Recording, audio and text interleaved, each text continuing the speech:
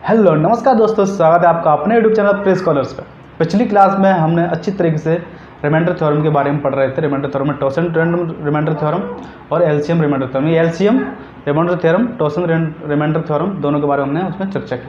उसमें थोड़ा सा लास्ट में जाकर हमने एक चीज़ और देखा था, जो था एलजेब्रिक रिमाइंडर थ्योरम। और आज हम वही एलजेब्रिक रिमाइंडर थ्योरम को ब्रीफ में समझेंगे और उसके कुछ सवाल हल करेंगे। उसके बाद हम अच्छे से क्वेश्चन बनाएंगे और आगे बढ़ते चलेंगे। जो रिमाइंडर थ्योरम के अंदर है, ये नंबर सिस्टम का ही पार्ट है जो हम इसको लेके चल रहे हैं।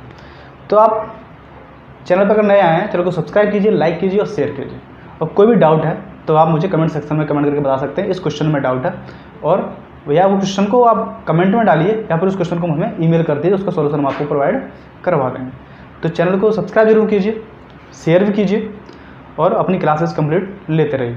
आपके आगे जो एग्ज़ाम है उनको लेकर के हम तैयारी करा रहे हैं और उन्हीं को बेस बनाकर हम चलेंगे। अभी जो एग्ज़ाम अभी जो एग्ज़ाम है जो आने वाले, बस सिर्फ उन एग्ज़ाम को लेकर के हम ये तैयारी चल रहे हैं। आगे अभी मैथमेटिक्स की क्लासेस है, आगे चलकर हम सोच रहे हैं कि चैनल के ऊपर और भी क्लासेस आपके लिए लेकर आएंगे। जैसे कि सब्जेक्ट के अदर सब्जेक्ट की आप हमें कमेंट सेक्शन में कमेंट करके जो भी हम बताएंगे, जो भी आप सजेशन हमें देंगे उसके ऊपर हम करेंगे। कमेंट सेक्शन में कमेंट जरूर कीजिए, यानी सजेशन जरूर दीजिए, ठीक है। तो चैनल पर नया है तो सब्सक्राइब कीजिए और प्रीवियस वीडियो जरूर देखिए, जितनी हमें कंप्लीट क्लासेस कराई उसकी कंप्लीट प्रीवियस वीडियोज आप देखिए, ठीक है। चलते आगे। आज का टॉपिक जो है वो है algebraic remainder theorem. Remainder theorem.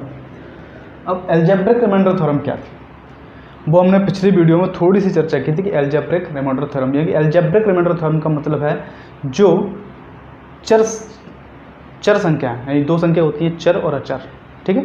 जो चर संख्याएं और अचर संख्या, यानी कि जो संख्याएं देखो या तो एक्स वाई जेड इन नंबर्स का यूज हो रहा हो, यानी कि 1 2 3 4 5 के साथ ये भी यूज में आ रही हूँ, ठीक है। तो क्या होता है, चर अचर संख्याओं का जो मिश्रण है उसके साथ जो हमारे एक पर्टिकुलर जो सवाल बनाए जाते हैं उसको बोलते हैं, उनको बोलेंगे एलजेब्रिक रिमाइंडर थ्योरम। एलजेब्रिक यानी कि बीजगणित से बनाए, जिसको बोलते हैं एलजेब्रा, जिसमें ज़्यादातर सवाल के अंदर हम ए बी सी डी या फिर एक्स वाई जेड इन चीज़ों का यूज करते हैं, यानी चर और अचर संख्याओं का यूज करते हैं, उसको बोलते हैं एलजेब्रिक। तो हम जो एलजेब्रिक में चल रहे हैं, तो पिछली क्लास में हमने कुछ सवाल देखे थे, क्या सवाल है, उनको कैसे हल करेंगे, उन चीज़ों के बारे में आज हम जानेंगे। देखिए एलजेब्रिक रिमाइंडर थ्योरम चलते हैं।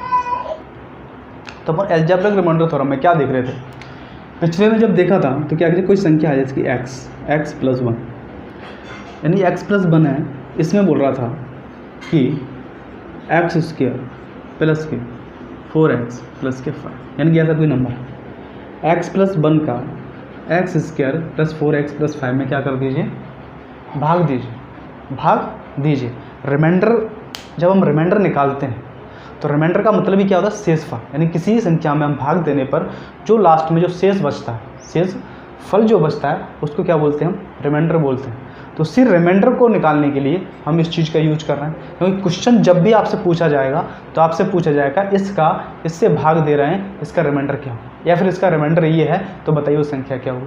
कुछ ऐसे आपको सवाल पूछ लिए जाएंगे, तो आप उन्हीं संख्याओं को यूज करके उस सवाल को हम हल करने की कोशिश करेंगे, ठीक है। तो क्या कह रहा है कि x plus 1 x square plus 4x plus 5 में भाग दीजिए, यानी कि इसमें भाग दीजिए और बताइए इसका रिमाइंडर क्या होगा, यानी इसका शेष फल क्या होगा। तो हम क्या करते हैं, x प्लस 1 का इसमें भाग देते हैं। देखो यहाँ पे क्या है, एक्स स्क्वायर है, देखो कोई भी भाग देते हैं, जब हम इसकी संख्या में भाग दे रहे हैं, यानी कि मान के चलो 40 में 2 का भाग दे रहे हैं, तो क्या करते हैं, 2 ये देखिए, ये संख्या देखेंगे हम कि ये संख्या कैसे आ सकती है, या तो ये पूरा का पूरा कट रहा हो, अगर नहीं कट रहा है तो उससे छोटी संख्या लेकर के हम उसको काटने की कोशिश करेंगे। 2 दूनी 4 कट गया, 0 हो गया, यहाँ बचा 0, तो क्या हो गया, 2 बार कट गया, देखिए यहाँ पे क्या आ जाएगा 0, यानी कि 20 आ गया। इसका शेषफल क्या आया, शेषफल तो इसका 0 हो गया, क्योंकि डिवाइड पूरा चला जाएगा, डिवाइड क्या हो जाएगा, पूरा चला जाएगा, यानी डिवीजन जो हम भाग दे रहे हैं वो कंप्लीट जा रहा है, यानी कि यहाँ पर कोई भी शेषफल नहीं बच रहा, यानी कि 0 बचा। अब इसमें पूछ रहा है किसका शेषफल बचा है, बताइए। इसका शेषफल है तो इसको देखेंगे हम, पहले तो इसको देखेंगे, एक्स स्क्वायर लाना है, क्या लाना है, एक्स स्क्वायर लाना है। तो एक्स स्क्वायर कब आएगा? एक्स स्क्वायर तब आएगा जब इस एक्स का किसी एक्स से मल्टीप्लाई हो, इस एक्स का किसी एक्स से मल्टीप्लाई हो तभी तो एक्स स्क्वायर आएगा। यानी एक्स का एक्स से मल्टीप्लाई होगा तभी एक्स स्क्वायर आएगा। तो एक्स का एक्स से मल्टीप्लाई करेंगे तो क्या हो जाएगा? X square. अब यहाँ पर एक्स का एक्स से मल्टीप्लाई कर दिया तो क्या आ गया? X square. अब बच क्या रहा है? एक और बच रहा है। क्या बच रहा है? एक बच रहा है। तो क्या कर रहे हैं हम? एक्स का एक्स से मल्टीप्लाई किया, क्या है? एक्स स्क्वायर आया। वन का एक्स से मल्टीप्लाई कर दें क्या हो जाएगा? वन का एक्स से मल्टीप्लाई कर दें क्या हो जाएगा? प्लस के, क्योंकि ये भी प्लस है, ये भी प्लस का मल्टीप्लाई क्या हो जाएगा? एक्स, एक्स आ जाएगा। अब हम क्या करेंगे? इसको और इसको इसमें से माइनस कर देंगे, ये तो कट जाए क्योंकि एक्स स्क्वायर से माइनस, क्योंकि ये पॉजिटिव है माइनस है, तो यानी कि एक नेगेटिव है और एक पॉजिटिव है। जब एक नेगेटिव और पॉजिटिव है तो क्या हो जाएगा? कट जाएगा, कट गया। 4x में से एक्स गया, एक एक्स गया, कितना बचा? 3x बचा, क्योंकि ये जो x है ये प्लस का पॉजिटिव है, ये माइनस का माइनस है, यानी कि प्लस के पॉजिटिव में से माइनस एक चला गया, कितना बचे? 3x बचे। क्यों बचे? क्योंकि ये ज़्यादा है। ठीक है, फिर क्या बचा? 5। क्या बचा? 5, यानी 3x प्लस के 5 बच रहा है। अब 3x लाने के लिए हम x को 3 से मल्टीप्लाई करेंगे तभी हमें 3x आएगा। जी बिल्कुल। अब कर रहे हैं तो प्लस के 3 आ गया, 3 का मल्टीप्लाई किया 3x, प्लस का 1 का 3 से मल्टीप्लाई किया क्या हो गया? 3 माइनस और माइनस, ये क्या हो गया? कट गया। 5 में से 3 क्या बचे? 2, यानी इसका रिमाइंडर क्या आया? 2 आया। आपसे यही तो पूछ रहा है क्वेश्चन। क्वेश्चन कह रहा है कि हमें रिमाइंडर बताइए। अब आप ये चीज़ वहाँ करोगे तो क्या हो जाएगा? ये लेंथी हो जाएगा। क्या हो जाएगा? लेंथी हो जाएगा। तो हमें लेंथी नहीं चाहिए, हमें चाहिए शॉर्ट। यानी कि हमें क्या चाहिए? क्वेश्चन को बहुत जल्दी से और कम समय में हम उसको सॉल्व कर लें। ये चीज़ तो हम भी जानते हैं, नेचुरल सी बात है कि सभी जानते हैं और सब ने ये चीज़ पढ़ा है। तो जब ये चीज़ हम जानते हैं तो इस चीज़ का हम यूज़ कर सकते हैं, कर तो सकते हैं, पर लेकिन कब? जब हमारे दिमाग में कुछ नहीं आ रहा तब हम इसका यूज़ करें, क्योंकि ये क्या है? लॉन्ग मेथड है। और लॉन्ग मेथड हम कब यूज करते हैं? जब हमें कोई शॉर्ट मेथड नहीं आता। जब अगर हमें शॉर्ट मेथड आता है तो इसका मतलब क्या है कि हम उस सवाल को बहुत ही कम समय में सॉल्व कर लेंगे। और इससे क्या होगा? क्या पता क्वेश्चन 1 मिनट से भी ज़्यादा का टाइम ले जाए, तो वो चीज़ हम नहीं चाहते कि वो चीज़ हो। ठीक है, तो इस क्वेश्चन को किस तरीके सॉल्व कर सकते हैं? अब इस चीज़ को देखिए, यहाँ पे क्या बच रहा है? 2। अब इसको देखिए, अब क्या कह रहा था कि x + 1। अब इसको सेकंड मेथड देखिए, ये तो लॉन्ग हो गया। अब क्या कह रहा था? x + 1 जो है, x + 1 है को इसमें भाग देने पर रिमाइंडर क्या बचेगा? अब देखिए सीधा सिंपल क्वेश्चन है, x + 1, x को 0, x + 1 को क्या करो? 0 के इक्वल कर लिया जी। तो x -1, x = -1, x की वैल्यू क्या आ गई? 1 आ गई। x की वैल्यू क्या आ गई? -1 आ गई। x की वैल्यू जो -1 आ गई तो यहाँ पे भी पुट कर सकते हैं उस वैल्यू को, इस नंबर में उस वैल्यू को पुट कर दीजिए भाई हम। -1 का होल स्क्वायर प्लस 4 × -1 प्लस के 5 कर लिए जी 1।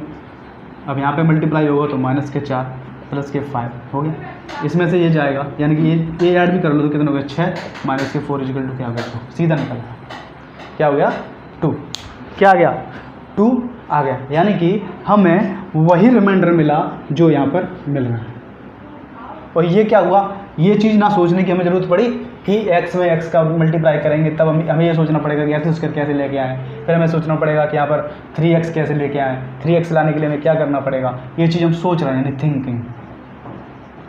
और वहाँ पर क्या होता है? यही तो चीज़ एग्जाम में टेस्ट करता है कि आप थिंक कितना कर सकते हो, वहाँ पर सोच कितना सकते हो, कितना समय है आपके पास, कितने कम समय में सोच सकते हो इस चीज़ को, किसको क्वेश्चन को हम ऐसे ना करके ऐसे यहाँ पर सीधा पुट किया लो कर ले। अब ये चीज़ तो हमने लिखा, अब आप तो इस चीज़ को भी ख़त्म कर सकते थे, आप तो इस चीज़ को भी ख़त्म कर सकते हैं। वो चीज़ मैंने लिखा, वो चीज़ आप ख़त्म कर सकते थे। क्यों कर सकते थे? क्योंकि आपको और भी शॉर्ट करना है।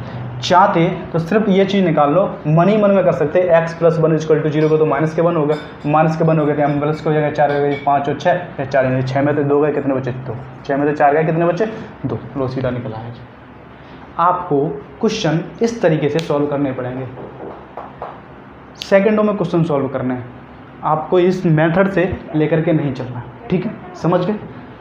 समझ में आ गया आपको? तो हम आगे चलते हैं। हम कह रहा है कि fx x² + 5x + के 3 and gx = x + 1 then find fx/gx, यानी कि fx/gx। यानी क्या कह रहा है?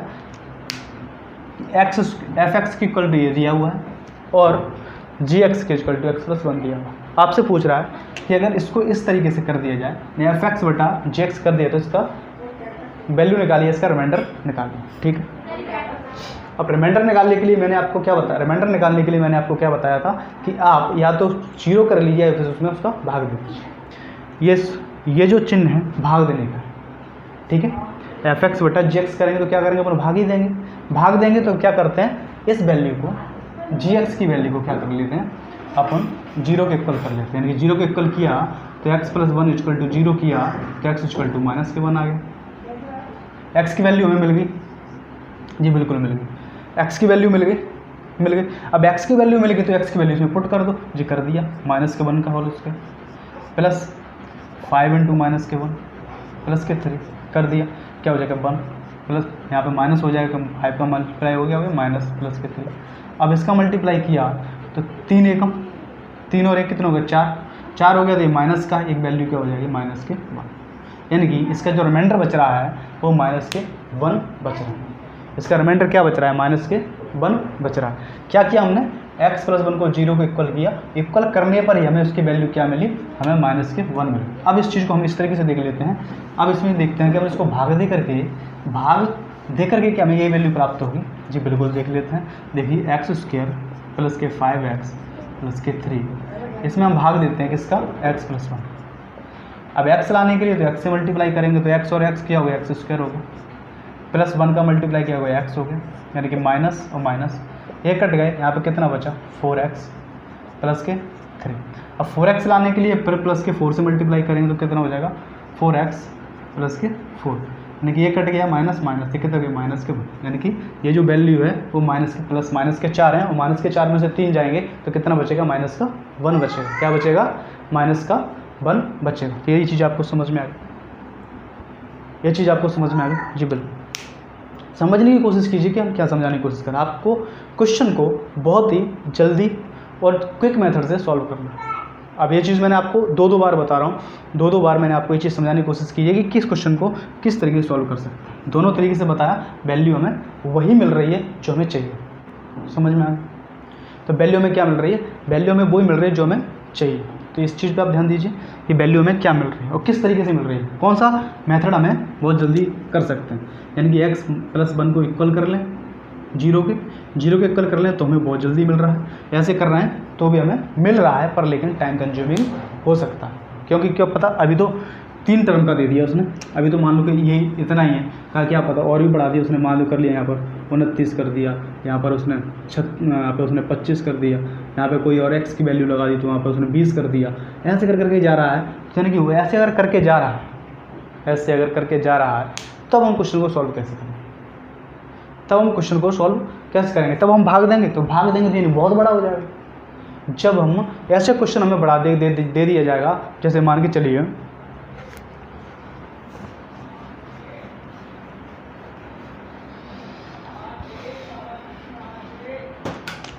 अगर आपको ऐसे क्वेश्चन दे दिया जाए, मान के सपोज दैट कि x की पावर 29 प्लस 5x की पावर 20 प्लस 6x की पावर 15 प्लस मान के चलो 2x की पावर 10 प्लस और डॉट डॉट डॉट डॉट उसने कुछ लिख दिया, उसने बोल दिया कि इसमें भाग दीजिए। अब इसमें जब हम भाग देंगे तो क्या हमें भाग देने से वो सॉल्यूशन प्राप्त होगा जरूर सॉल्यूशन प्राप्त, क्योंकि हमें वो मल्टीप्लाई करके देखने पड़ेंगे कि कौन सा मल्टीप्लाई हम किससे करें, कब हमें ये वैल्यू प्राप्त होगी। पर लेकिन वो होगा टाइम कंज्यूमिंग। क्या होगा, टाइम कंज्यूमिंग। और टाइम कंज्यूमिंग सॉल्यूशन हमें नहीं चाहिए, हमें वो सॉल्यूशन चाहिए जो हमें क्विक मेथड और बहुत ही शॉर्ट ऑफ टाइम में उस क्वेश्चन को सॉल्व कर दे। समझ में आ गया आपको। नेक्स्ट क्वेश्चन देखते हैं।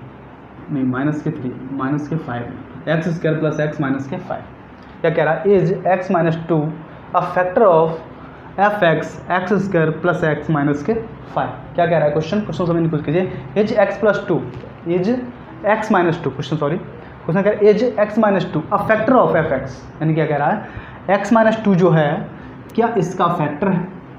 व्हाट इज दिस क्वेश्चन, पूछ रहा है कि इस क्वेश्चन के अंदर आपसे क्या क्वेश्चन कर रहा है।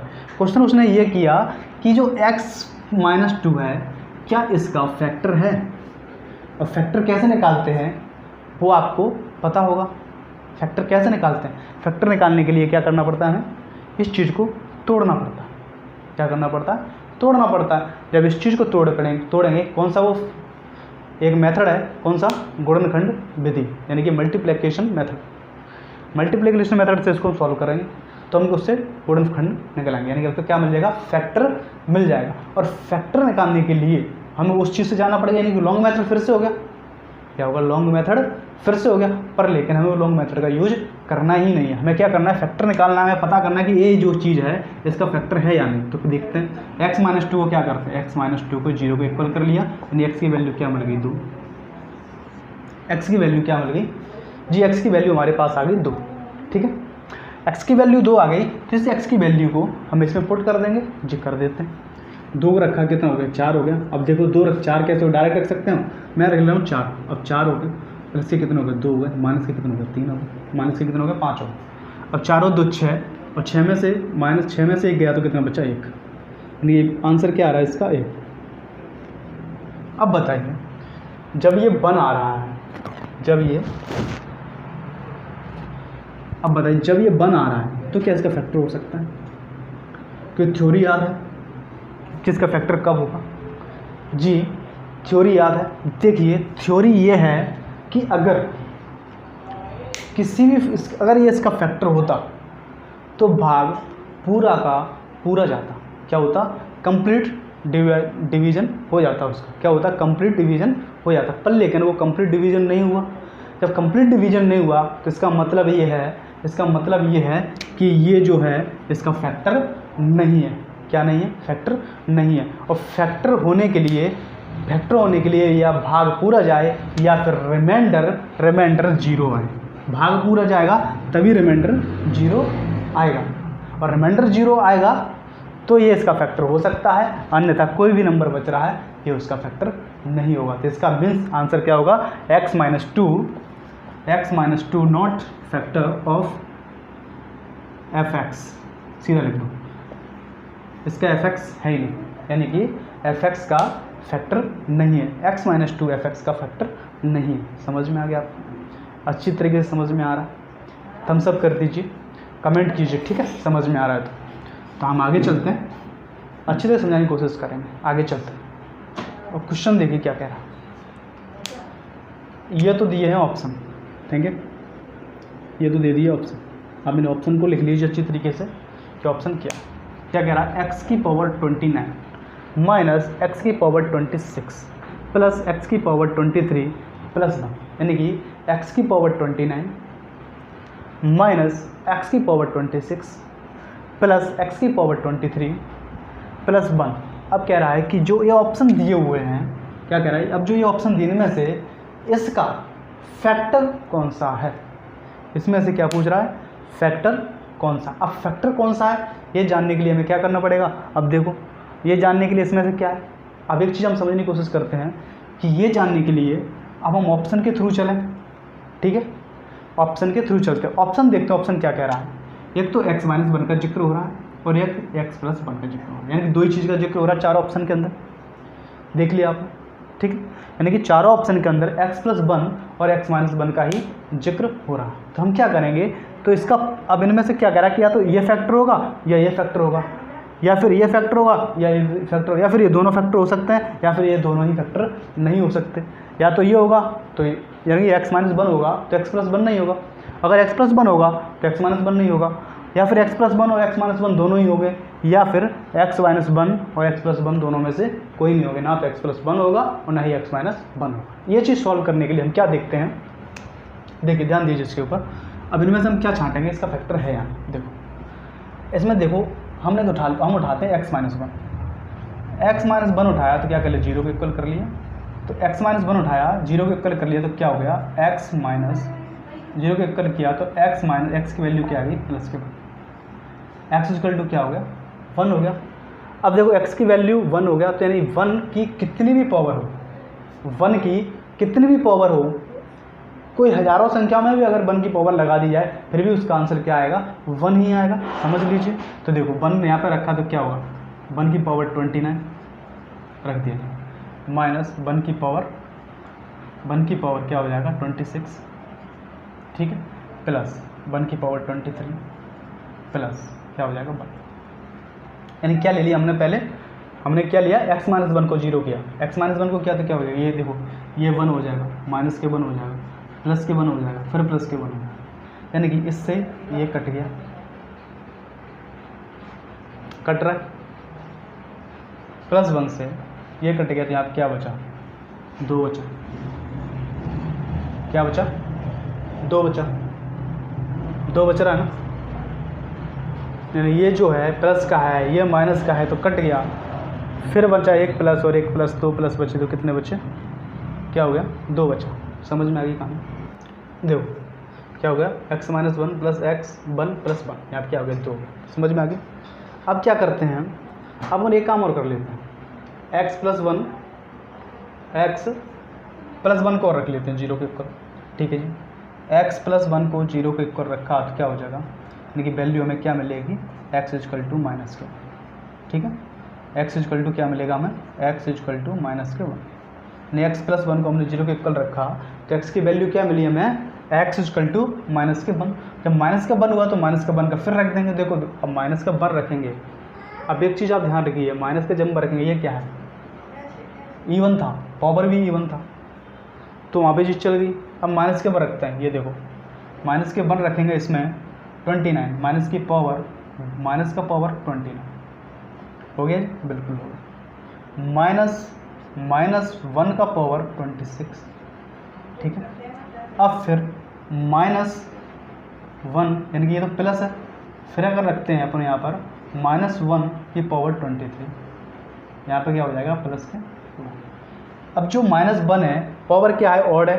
ये देखो 29 पावर क्या है, ऑड है, ऑड पावर होती है तो माइनस में निकलते जाए, माइनस के 1, ये क्या है, माइनस माइनस प्लस हो जाएगा, माइनस माइनस प्लस हो जाएगा, अब देखो माइनस है, पावर क्या है, इवन, पावर इवन है तो ये प्लस हो जाएगा, प्लस हो जाएगा, फिर बाहर माइनस लगा हुआ तो क्या हो जाएगा, फिर से माइनस 1 हो जाएगा, ठीक है, अब ये क्या है, ऑड इवन है, फिर माइनस के 1 हो जाएगा, क्योंकि पावर क्या है, ऑड, ये क्या हो जाएगा, प्लस के 1 हो जाएगा, अब इससे तो ये कट रहा है, तो ये क्या हो गया, माइनस के 2 आ गया, यहाँ पे क्या आया, माइनस के 2 आ गया, यहाँ पे प्लस के 2 आ गया, और यहाँ पर माइनस के 2 आ गया, यानी कि कहने का है कि अगर इस सवाल को सॉल्व किया जाए तो ना तो x प्लस 1 और ना ही x माइनस 1 इसका फैक्टर है, ठीक है, यानी कि x माइनस 1 और ना तो x माइनस 1 और ना ही x प्लस 1 इस सवाल का फैक्टर है। हमने दोनों तरीके को वेरीफाई करने की कोशिश की, क्या कि x माइनस 1 को 0 के इक्वल किया तो x की वैल्यू क्या हमें 1 मिली, तो हमने x की वैल्यू इस वाले इक्वेशन में हमने फिर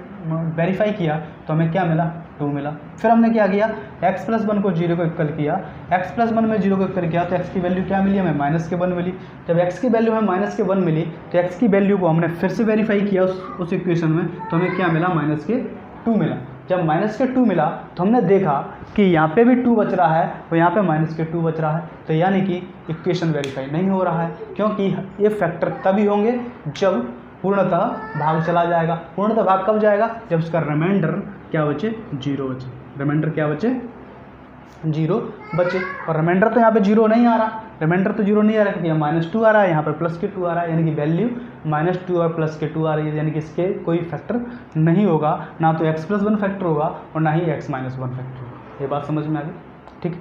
अब इसमें थोड़ा सा चेंज और करते हैं। अब देखो इसी क्वेश्चन में एक चीज़ और करके देखते हैं, ये चीज़ आप समझ में आ गई, नोट डाउन कर लीजिए, ठीक है, नोट डाउन कर लीजिए, इसको मैं मिटाता हूँ।